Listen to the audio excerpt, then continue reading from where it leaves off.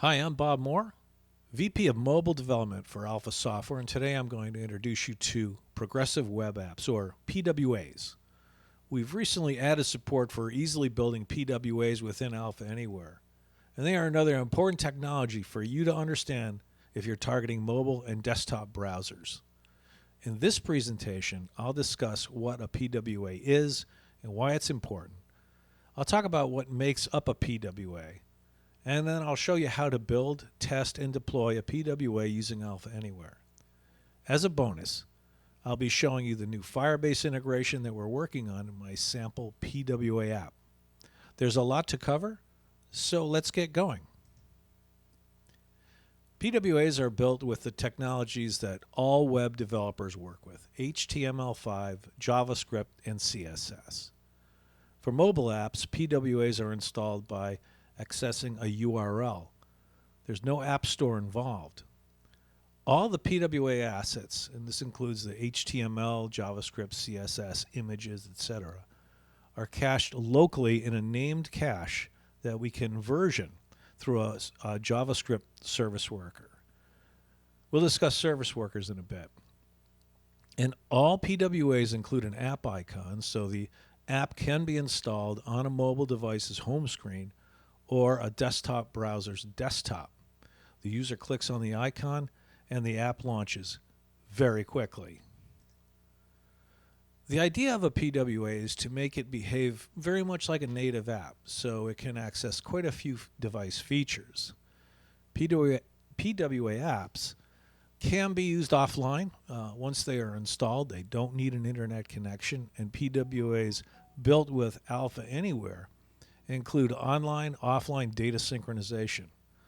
And it's quite seamless. We've included a real-time data updates with Firestore. I'll be showing you that later on. PWAs can access the camera, the microphone, geolocation, and they can even send web push notifications. And PWAs are really fast, like split-second fast. This happens because the service worker acts as a network proxy, and it manages offline requests and monitors online state to cache and sync remote data. Let's take a look at some of the capabilities of a PWA. Some of the highlights include working offline, background synchronization, local notifications, push messages, home screen icon, can launch the app in a Chromeless browser, and they can have access to Bluetooth, USB, and serial ports. They have access to the camera, microphone for audio, pictures, and video camera capture. They have access to recording media and can be used for real-time communication. They can monitor network state. They can detect when they are online. They can access battery status and device memory. And they support offline storage and can have file access. Storage quotas can be defined so the caches will automatically dispose of least used items. They support touch gestures, speech recognition, clipboard copy and paste, and they support geolocation, device location, detection, and device motion. They can support virtual and augmented reality. They can run full screen. They support screen orientation and lock. They have access to presentation features of the device. It's pretty obvious they can do an awful lot of what's required for a large number of mobile apps. Now let's discuss the baseline technical criteria for a PWA. First, they must originate from a secure origin. For production apps, they must be served via HTTPS. When developing a PWA, localhost does not require HTTPS, making it easy to use the local Alpha developer server for testing. I'll be showing you that a bit later. PWAs must register a JavaScript service worker with a fetch handler. Alpha Anywhere will automatically generate the JavaScript service worker for you. And finally, PWAs must provide a web app manifest, which includes app-specific metadata, such as the app name, icons, theme, etc. Let's talk about the PWA Service Worker. What is it? It's a JavaScript web worker that implements a programmable network proxy that can respond to web HTTP requests of the main document. So it can prefetch and store content in the cache before it's used for the first time. It also supports a separate dynamic cache that can store assets not predefined in the static cache. We'll see all of this in action a bit later when I show you the sample app that I've built. Service workers run on a separate thread in the browser from the main document context. As such, they can sync and cache data as a background process. They can intercept network requests and receive centralized updates independent of the document that registered them, even when the document's not loaded. So the service worker can remain running even when the document window is closed if another instance of the app is running within the browser. Understanding the PWA Service Worker lifecycle is critical for developers. The process involves 3 phases: registration, installation, and activation. Registration involves telling the browser the location of the service worker. In Alpha Anywhere, we named the service worker file sw.js, and it's available within the root of the application. It sits in the same directory as the index.html file. Installation will only occur when there is no other service worker installed for the web app, or if there is an update to the service worker. A service worker can be updated while an existing service worker is running, but the new version will not be activated. An activation only occurs when all of the PWA's pages are closed. This prevents conflicts between the previous version and the updated version of the service worker. It's important to remember that only a single service worker can be active for a given domain. You need to keep this in mind when debugging PWA apps. So debugging can be tricky, and you must understand the nuances of the service worker lifecycle. There are times when you update the service worker and the data in the local cache remains the same. Remember, the service worker includes the list of files for the static cache, and even if you change the cache version number, the new files or updated files will not be cached until the service worker is updated. I'll show you how to manually shut down the service worker a little bit later in the demo. This is a look at a portion of the sw.js file that Alpha Anywhere generates. Here we can see a number of its properties. Notice the static and dynamic cache name properties. They include a version number, so when they need to be updated, the version number should be changed in the Alpha PWA Builder Genie. I'll show you that in a bit. Notice that there is also a property for the dynamic cache max size. This indicates the max number of entries for the dynamic cache. When the max number of entries is reached, the oldest entries are removed from the dynamic cache to make room for the newer entries. This can be set and changed in the Alpha PWA Builder Genie. Also notice the abbreviated list of files to cache. This is the static cache. The Alpha PWA Builder Genie generates this list, so you don't have to worry about it. Moving a bit further down the sw.js file, you can see that we're installing handlers for the install, activate, and fetch events, which we'll see in the next slide. Once again, these event handlers are automatically created by the Alpha PWA App Builder Genie, and you shouldn't need to modify them. The install event listener is called to install the service worker.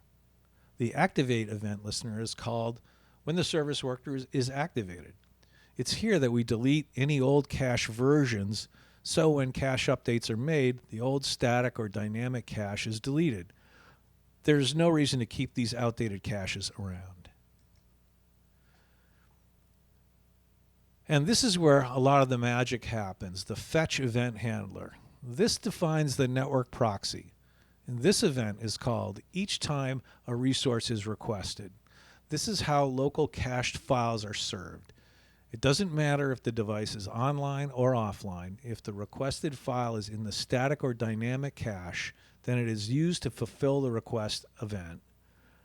If the device is offline and the requested file is not in the cache, an offline HTML page is loaded. You need to include the offline HTML page within the PWA Builder Genie, and I'll show you how to do that later in my demo. Now let's talk about the PWA manifest, the PWA manifest JSON file. Once again, this is automatically created by the Alpha PWA App Builder Genie, and it includes the following properties: the app name, the short app name, the app description, all of the app icons, the starting URL, this by default is index.html, the display mode, how should the app appear on the desktop or the mobile device. It can launch in a Chromeless window, so it stands on its own. It looks like a typical native app. The background color, similar to the splash screen background color on a mobile app. You normally don't even see it because the app launches so quickly. And then the theme color defines the window top frame color. Here we can see a sample manifest JSON file with a number of properties that we just discussed. And here, a little bit further down in the file, we see the properties for the start URL, the display mode, and the theme and background colors. Here we're looking at the app icons that may be required by a desktop or a mobile app. Since the screen sizes are variable, the icon that best fits will automatically be used. Note that we are generating the fave icon, and that will show up in the browser tab as well as the app icons. And here is your first look at the Alpha Anywhere PWA App Builder Genie. This is included in the static HTML UX generator, but we're planning to release it as its own front and center PWA App Builder Genie as soon as possible. Here you can see that we specify the location and the name for the generated folder that will contain all of the required assets, and that I've checked the option to create a PWA. It's in the PWA settings that we define the properties for the app. Once again, they include the app name, the short name, description, static cache name, static cache version, dynamic cache name, dynamic cache version, dynamic cache size, the starting URL, the offline HTML page, the master icon. This is the file that all of the app icons are generated from, and it should have an aspect ratio of 1:1. So it's a square with a resolution of at least 512 pixels by 512 pixels. The display setting, here it's set to stand alone, the theme color, the background color, and hosting with Git pages. Make sure to check this if you plan to host with GitHub pages. There's an option to include the debug console messages that you would normally include when debugging, but you should turn that off for a production build. And a new option that does not show up here is an option to indicate they're using Firebase hosting as well. You'll see that in my upcoming demo. Now, in terms of PWA app deployment, you have a number of options. If the PWA app is making callbacks to an Alpha server, your best bet will be to use Alpha Cloud. If you're using Firebase, or your app isn't making callbacks to an Alpha server, maybe you're using third-party API calls, then your PWA app can be deployed through most any hosting provider. Just remember to use HTTPS. A real nice option is Firebase hosting, which is easy to set up and to use. So next I'll fire up Alpha Anywhere and show you a simple yet quite sophisticated PWA app that I've built. I call it Alpha Notes. And it includes, and I'll demonstrate, online and offline data synchronization using Google's Firebase Firestore with real-time updates. Our Firebase support is a work in progress at this time. Firebase is a backend as a service. It includes a number of services such as Firebase Auth for authentication, Firebase Firestore, a NoSQL database that can support data synchronization and real-time updates. Firebase Messaging for cloud messaging. Firebase Storage for cloud-based storage. And Firebase Functions for cloud functions. We are planning to work with a full suite of Firebase services in the near future. Okay, at this time, I will switch back to the conference for a quick Q&A session before I jump into the next segment here, and I'll show you how to build a PWA with Alpha Anywhere. Thanks so much.